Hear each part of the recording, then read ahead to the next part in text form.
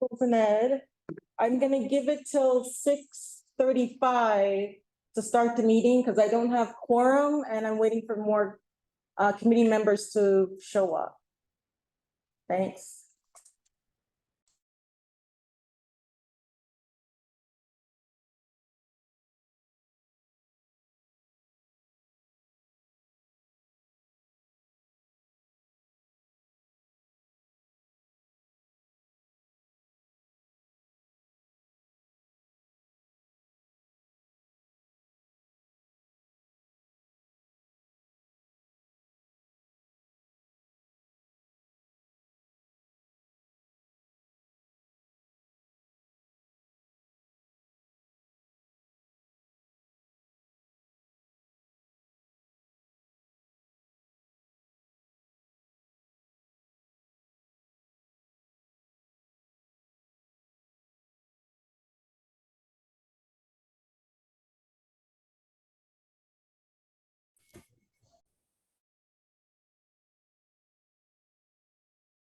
Oh, welcome everyone. Patricia Laria here. I'm waiting for a few more people to show up for my committee to have quorum.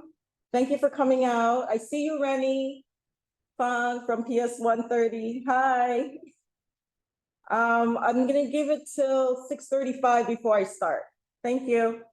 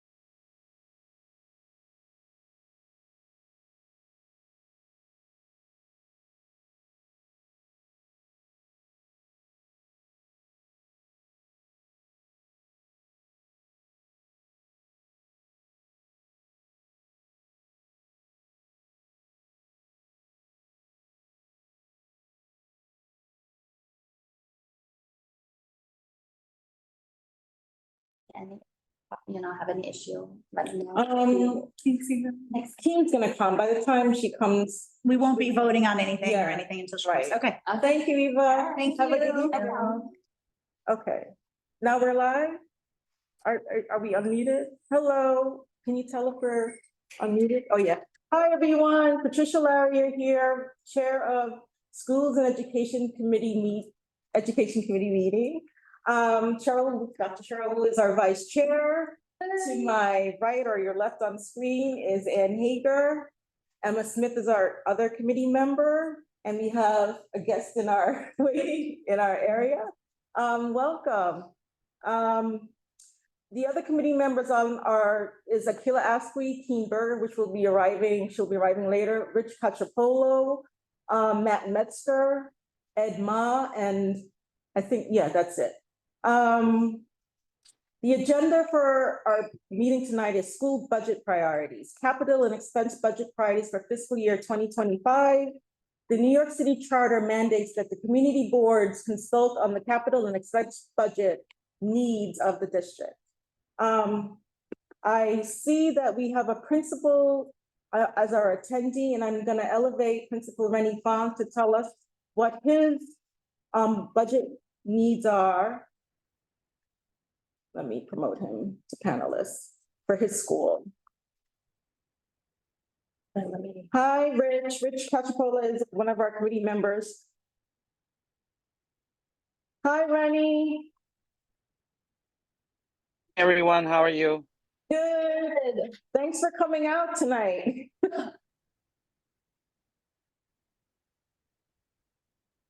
Hi, thanks for coming. Oh, sorry, it's a little cut off. Maybe it's my okay. Hi, how are you guys? Thanks for all your hard work.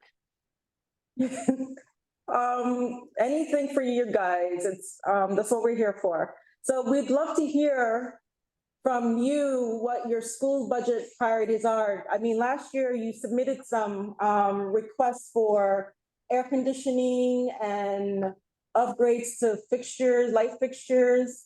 And you said technology is always welcome, but we'd like to hear from you what other requests you have.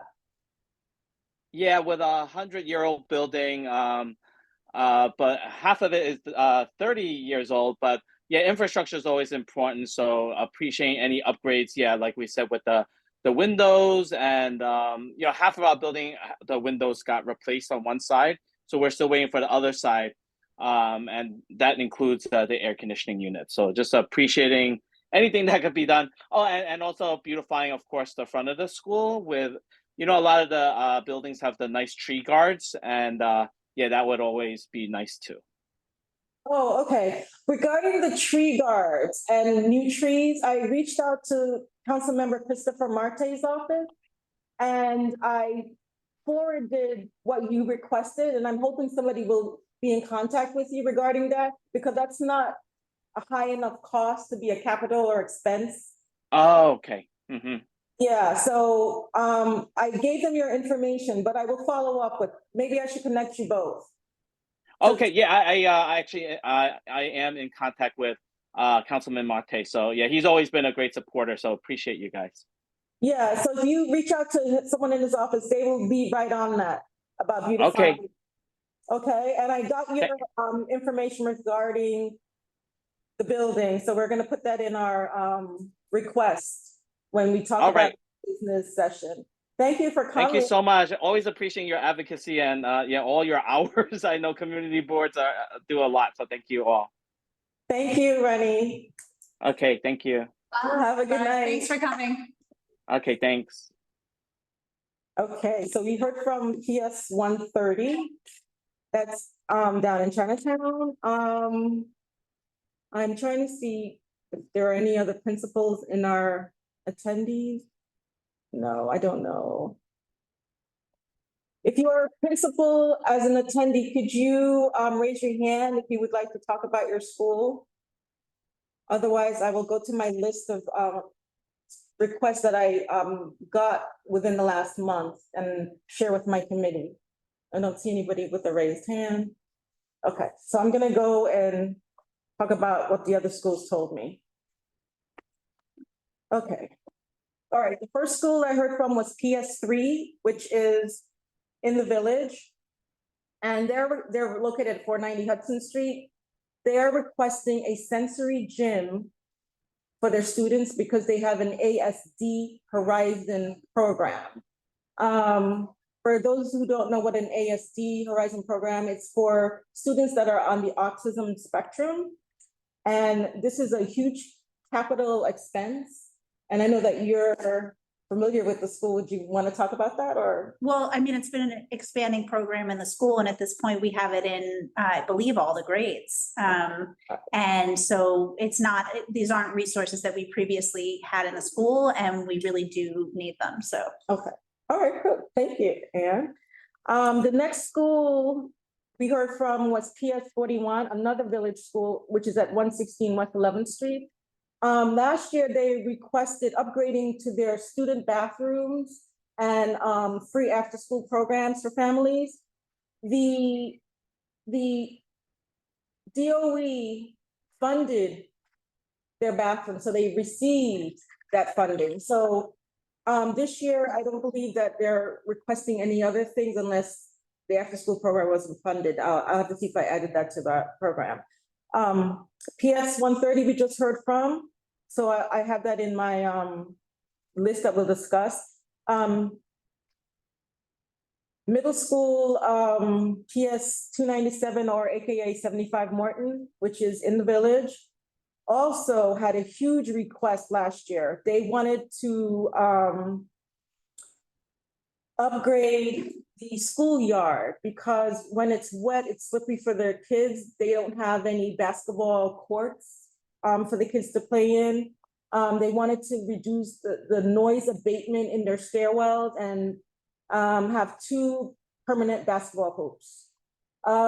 They share the building with a D75 program, and I'm hoping that the school principals talk to each other. I spoke with Councilmember Eric Botcher's representative, Nicole Barth, and she said that she would be following up with them. And the good news was that they received a $350,000 grant from Councilmember Botcher's office to fix the schoolyard. And that's just the schoolyard. The noise abatement, they're gonna have to find that money elsewhere, and that's not enough to put on our list to elevate to the electeds. And they know this. So that got funded, which is good news. So all our advocacy, you see that we've made some changes there. We did not hear from Broome Street Academy, AKA The Door. But they said the last year's request was space for library, technology, and cafeteria upgrade, but we didn't hear from them again this year. Chelsea Career and Technical Education, which is on Avenue of the Americas, their response was to please include air conditioning installation for a classroom and upgrades to their gymatorium. That was not funded last year, so they would like us to include that again in our requests. City as School, which is on 16 Clarkson Street, they had a huge request last year. They wanted funding for a wet lab. They wanted funding for a gender neutral bathroom and something with their weight room. So I again reached out to Councilmember Eric Botcher's office, and they received funding for all that they requested last year. So there was no request from them this year. So they're on it. Councilmember Botcher's office is on it, yes. Harvest Collegiate High School, they did not receive any funding. And I reached out again to Principal Kate Bush, and is she here tonight? Do you see her as an attendee? She said she was gonna show up tonight to advocate again for what she needed. Do you see her? Let me look. Yeah, is she on the? No, I don't I don't see see, her. there's only one attendee. Oh, that's okay. not- All right, then I'll go over what her requests were. She wants 30 math books, 6 by packs for a total of 91,000. That's what it costs on Shop DOE. This would support our students' creative outlets to do more advanced film and design work in filmmaking, graphic design, robotics, and AP computer science classes. And that's what she needed. And she also wanted more outdoor space. The building they're in it belongs to the new school, and they were doing some renovation on the roof. And I wanted to follow up with her about what was going on the roof, if they had access to it. But I don't see her here, but that was what she requested. The Harvey Milk High School, which is in Councilmember Carlina Rivera's district, that's located at 2 Astor Place. We have not heard from them in 2 years, and I finally spoke to the assistant principal this morning, and they're requesting 9 smart boards, and it's a small school, so we're gonna elevate that that's a capital funding. The New York City I School, which is at Avenue of the Americas, they said they would like some tables and chairs, permanent covering for their roof. That I don't believe is gonna be funded, and I talked to Councilmember Botcher's office, and they said that any kind of covering is dangerous, and maybe the PTA can maybe get some umbrellas. But Nicole from Councilmember Boxer's office is gonna reach out to them and talk to them about that. And tables are not capital expense anyway. Yeah, right. So they don't, so she's gonna reach out to them and talk to them about that. And those are our schools that I heard from. And then again, Bleecker School, which is, I think I wrote everyone, that is our top priority, because we've been advocating for a new school at that site for years, and we've written numerous resolutions on that. And I still don't see. Yeah, she didn't show up. So that was our list of schools. I see Matt Metzger has joined us. He's a committee member. Does anyone from our committee have any questions about everything I've spoken about?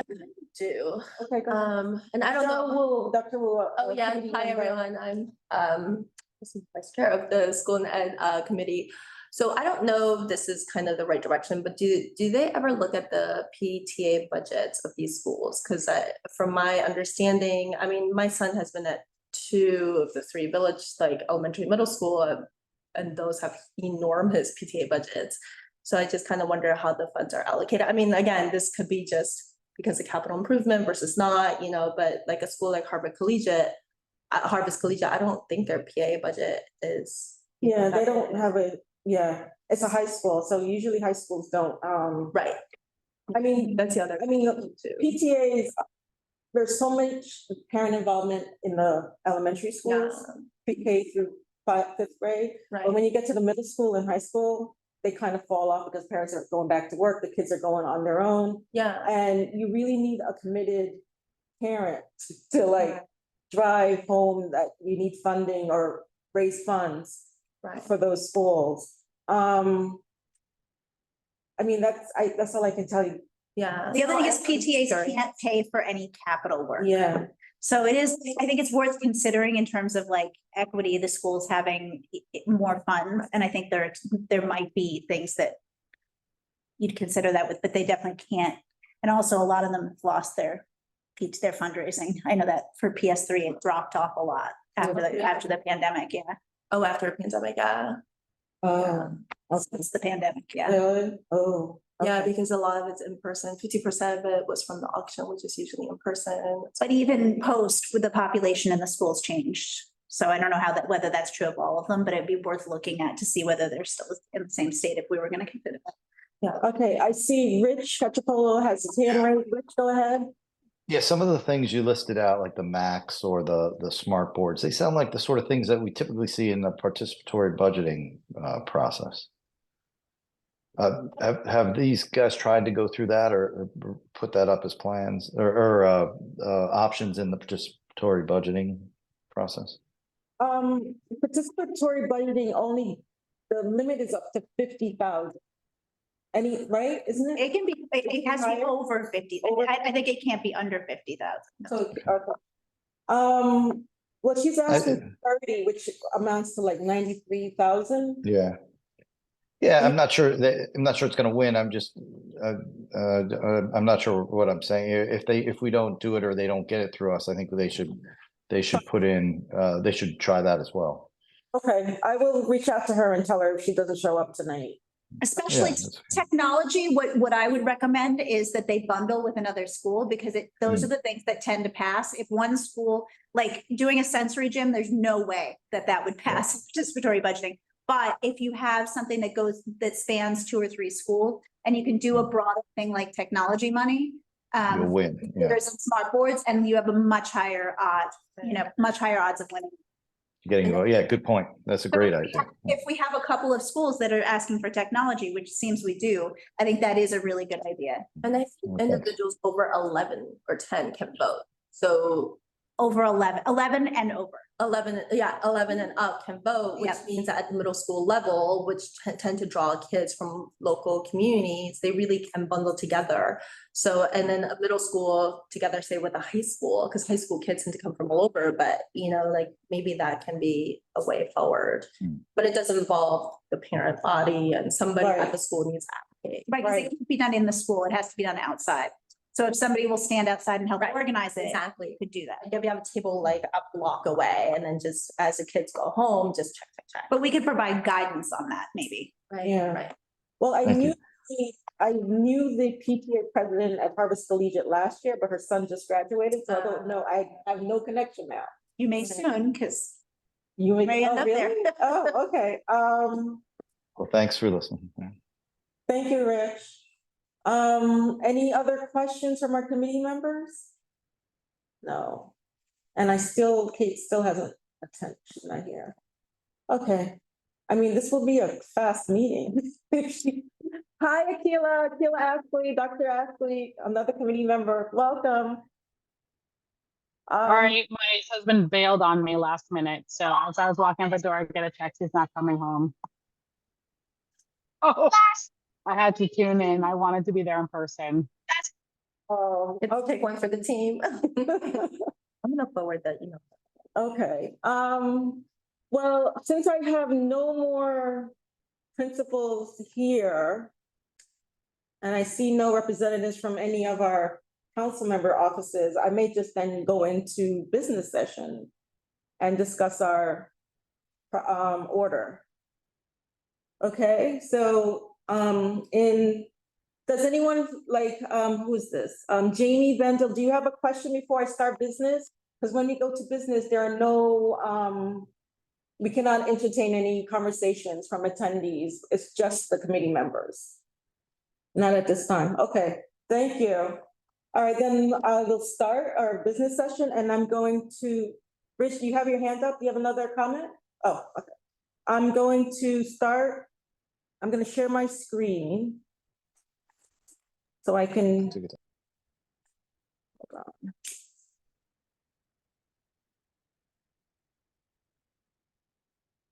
Okay. Can everyone see? Yeah, okay. Yeah, great. Okay, great. So funding the Bleecker School remains CB2's top educational priority, as does funding technology sources for our public schools. And here's our list. We're starting with capital, which is, and these are the orders, 1 through 6. So I shared it with you by email and I'll just read them out. The first one is to allocate funds for the 100,000 square foot Bleecker Street School, which is an SCA project that would be funded by them. The second one would be allocate funds for technology improvement, including smart boards for the Harvey Milk High School, which I told you I found out from the assistant principal this morning. Devices, connectivity, laptops, and 30 MacBooks for Harvest Collegiate High School. That would be the DOE. Third one would be allocate funds to upgrade outdoor green space roof for education and outdoor play at Harvest Collegiate School. I had the SCA and New School as the funding. Number 4, allocate funds to upgrade air conditioning system in the gymatorium and level the flooring and replace seats with bleachers at Chelsea Career Technical School. Number 5, allocate funds to create a sensory gym at PS3 Charette School for their students in the ASD program. 6, allocate funds to upgrade windows on the building and light fixtures at PS 130 Hernando of the Soto School, which we heard from Rennie Fong, Principal Rennie Fong. Is everyone in our committee okay with that order? Or maybe we'll talk about it at the end. We'll vote on it. We're going to expenses. Number 1 being allocate funds for NYC Menteach to recruit, train, and retain talented, non-traditional public school educators in order to close the representation gap between our students and those who teach them. That's DOE funds. 2, allocate funds to teacher training and reading and writing curricula that use a structured literacy approach, DOE. 3, allocate funds to maintain the most recent baseline funding for arts education, DOE. Allocate funds for the city environment quality review seeker process on funding, siting, and building use public schools. And 5, allocate free after-school programs for families. And that's the order I had for expenses. Does anyone in our committee have comments, or a question about the order in which I have it? I have a silly process question, just as a new person. Is the order suggesting a quantity or is it just like a priority? Priority. Okay, Like we want Bleecker Street to be yep, top, first, yeah, and then remaining. and then technology, Perfect, and then outdoor play, and then so forth. perfect. That's great, thank you. And the same for expenses, like we want more funds for talented, non-traditional public school educators, then teacher training and so forth. So that's how we've done it. Perfect, thank you. And then, and so that's how we've ordered it. So I'm going to ask I'm gonna stop sharing so I can see my committee members. Okay, stop sharing. So does everyone like that order? Can I have a yay on the order? Yay. Yay. Okay, so it passes. Yeah, I Matt, see. you're quiet tonight, Matt. No comment? I'm like Sorry to laugh. 100 feet from the office, so I'm just running so that I desperately get some credit. Okay, all right. No, I have no comment on the order. I defer to better minds. I think the list is great. And concur with all of you guys. Okay, thank you, Matt. We're waiting for you. I can wait to make it official. Yeah, we were waiting for Keen to Yeah. show, but I don't see Keen. Mm. And we were waiting for Kate Birch from Harvest Collegiate to show, but she's not here. Do we have a quorum so that this is done? Well, there's 4 of us. How many are we? Yeah. 1, 2, 3, 4, 5. I think you're Well, 9. they say only in-person forum counts. Yeah. Unless That's they- okay. You're just submitting to the executive committee. So it doesn't matter. Okay, all right. I don't think Thanks. it matters. And again, each year, sometimes there's some debate over what's capital versus expense. I don't think any of these are in question. When I Okay. reviewed it, I think it's fine. I think it's right. So. All right, thank you, Rich. Yeah, Thanks. that's, Support. yeah, sure. Okay. All right, then I'm going. Yeah. I recognize a lot of these items have been on our list before, so I think we're in line with all of our past history requests as well. Chirping over here. Okay, thanks, Akila. Yeah, they've been on our request before. And then tomorrow at our exec meeting, we're gonna fight for the order when we submit them. Yeah. Can I be a total annoyance and have you throw them up again? Oh, sure. I'm so sorry. No, It's enough. It was in the email and I thought. I'm gonna share my screen again, I because Matt is here. am, I'm being petulant, I'm sorry. Here, go ahead. Thank you. We're waiting for you. I know, I want to waste the waiting. And everyone said yay to the order. That's right. Yay. And thanks again for setting out an order for us to consider. As Matt knows, when I left it to debate, it was chaos in the Parks and Waterfront Committee. It's much better if you, better if you take a position. Oh, yeah. Yes. Wow. Okay, thanks for the, Yeah. thanks for the support. Yes, thank you. I think it's great. But I will say there's not like, I'm waiting for the city to come up with a plan to deal with a flux of children that weren't here a year ago. And it's just like, it will never come. Right. I was wondering about that, like, because 130 and 297 Morton, they both have like huge, 100 to 200 students, right? Like extra, or last year and this year, or. Extra or lost that much? No, that they've gained students that are asylums.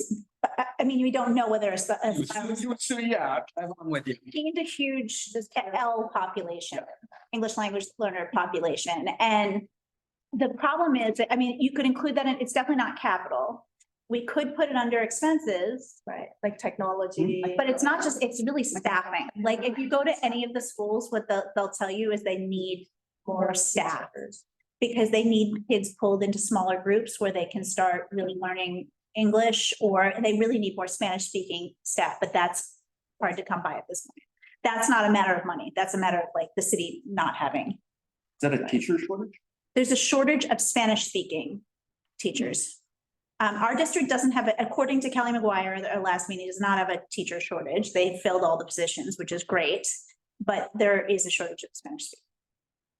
See, I wonder if they can pivot. I mean, I know everybody hated remote learning, but you know, having technology-based teaching is probably better than say nothing, right? Like, I wonder if they could have taken some lessons they've learned. You know, of course, it's much less than ideal. It's maybe like 50% learning capacity, let's say, but it's better than nothing. Like, I really just wonder about that. They're no longer prioritizing academic gain as much as they are social and emotional gain for those students. Really? They basically are like, they want them to learn the English language. This is the approach that the city is taking. And it was spoken about at a few different education meetings I've been to. They're prioritizing kids' social emotional well-being and learning the English language through immersion, entirely immersion, unless they're being pulled out in groups, but within the classroom. So basically, children learn by being around other children who speak a different language. I went through that. It's very difficult. I know it is, and that's incredibly difficult, and it's a little bit unfair. it is, but that's where that is the stance that the city has taken on it. So that is the policy. But it sounds like it's like well, we don't have enough stuff, but guess what? We have this new study. Like, I mean, come on. You know, that minimum takes at least a year, and that during that year's time, it's very difficult, but That's why staffing is really the answer, I feel like. exactly, I agree. Okay, So, all right, guys, I don't want I to. mean, is that something that we can ask for though? Can we ask for them to have increase the number of trained bilingual teachers in our district? Or counselors, that's the other thing, is that I feel like counselors are an important bit. So you want me Yeah. to, that would be an expense, right? Yes. So let's put that under expense. Okay, let me, And I kind of would say that that goes higher on the list. Like, you would. Not higher than number. not higher than number one. No, number one stays number one forever until we get it. Or until. I don't want to say not higher. Expires, because that's about to happen. But maybe number two. Number two? I mean, I think it's something that benefits all the schools in the district, and I think it's sort of unlikely that we're gonna get it, but I think it's worth asking for high on our priority list. show that we really care about these kids. Allocate funds And the for, rest of all the right, kids, all I the need the kids, language. everybody benefits. I need the language. Everybody. Hello, these we need kids. the language. What? Allocate. We said, Increased, you know, I don't know how you want to do it, but like based on the needs of the school, but is it within our district, or do we want each of the schools to get what they need? Like get the teachers where they have to be, but something like, you know, increase bilingual educators and counselors within our school district. And I don't know, this is not perfect, but you know, placement in schools where we There's an have higher need. numbers, where there's a greater need. Yeah, for EL students. Yeah, increase staffing. Funds for increased staffing. I mean, I would say like increase, I would be more specific than staffing. I would say like teachers and trained bilingual counselors, like trained bilingual teachers and counselors. Just because staffing could be like, we're gonna have a school aide who speaks Right. Spanish, That's and that may not be appropriate. So if the need is around educators and counselors, then just say that. Right. While I Allocate agree funds with, for while I counselors. agree with that, having paras in the class that are able to work in Spanish with students and convey things that the teacher's doing also serves a major So purpose. to put paraprofessional in there. Yeah. Teachers, counselors, paraprofessionals. Yeah. And there's more paraprofessionals out there that are Spanish speaking. That's what I've heard, is that's really how schools are managing to get around the lower number of teachers that are bilingual. So the city really needs to look at also the pipeline for that as well. They're trying to change the Recruiting. thresholds. When Lupe came to the last meeting, she was saying that they were trying to change the threshold and not penalize teachers for getting their dual language certification. Right. Because right now you give up your tenure if you transfer. Isn't that what she said at the last meeting? Yeah, there's something like that. Yeah, you give up your tenure. Yeah. If you're. you can, in a small number of this is my memory and it's not perfect. In a small number of circumstances, it is hypothetically possible that some teachers or staff lose their tenure. Right. Because they're, doesn't matter. All right, Mar has her hand raised. Hi, Mar, do you have a comment? Hi, guys. Well, I'd like to see one in every classroom, actually. I would like to see all of our classrooms be bilingual. But is there like a threshold? Is there a recommended amount of bilingual teachers per student population that like that data has to be somewhere, and maybe that's what we advocate for, or more? I mean, look it up. And now I'm leaving. Bye, guys. Great work. You could also just say, IEPs will, like, students who are identified as L students coming in, their L status is a directive to the school that they need to have a bilingual educator. So the school just needs to follow their own directives. Like, if there is an L student in the school, they usually have that status. So we could say, like, every child eligible for a bilingual teacher needs to have one, Okay. right? Like, maybe we can put some wording around that, because that's their right, actually, Okay. to have that. All right, we're gonna work, I'm gonna work on the language, and I'll share it with the committee, and we'll talk about it at CB2 exec.